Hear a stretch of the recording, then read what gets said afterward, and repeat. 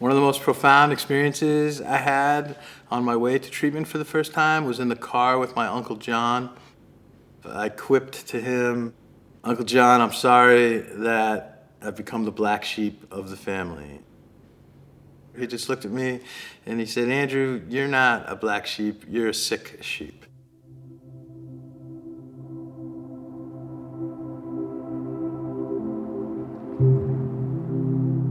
At some point, I was kind of living a double life where I could keep it together in school or sports. I ended up getting a scholarship to play soccer at Columbia University and went down to New York City in the fall of 1984 with the epidemic of crack and heroin, and quickly found my way into that life. In the fall of 1987, my family came down to New York City to look for me.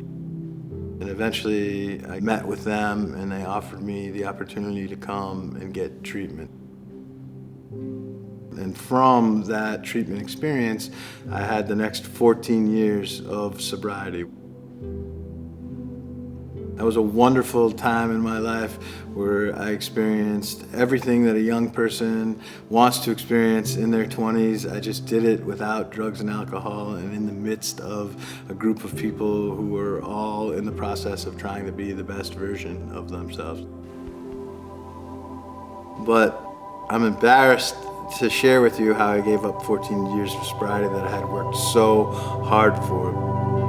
But I was actually on a plane and I heard, "It's too bad we have to throw out these champagne spritzers."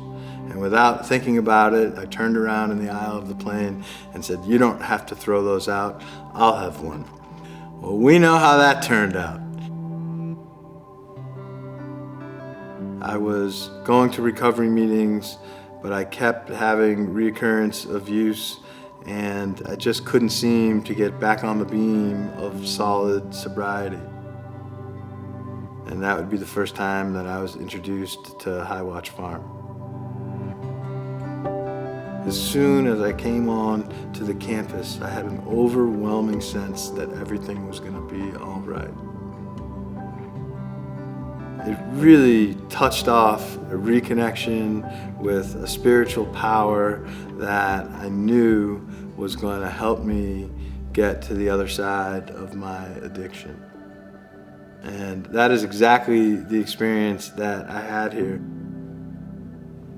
I remember one Saturday, an extended guest came and got me. They said I had 2 female guests at the gate that wanted to come see me. And I thought to myself, oh, my wife has finally forgiven me, and she brought a friend to come and support my recovery. Well, it turned out to be a couple of divorce attorneys from Manhattan, and I signed my papers right there in the barn. It's really incredible to be back now because a couple of years after leaving here, I reconciled with my wife.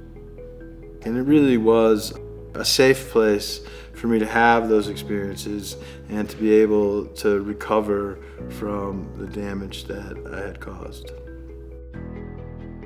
Time went on. I came here on Saturday nights, helped out, and volunteered at a few picnics. Eventually moved to Ohio.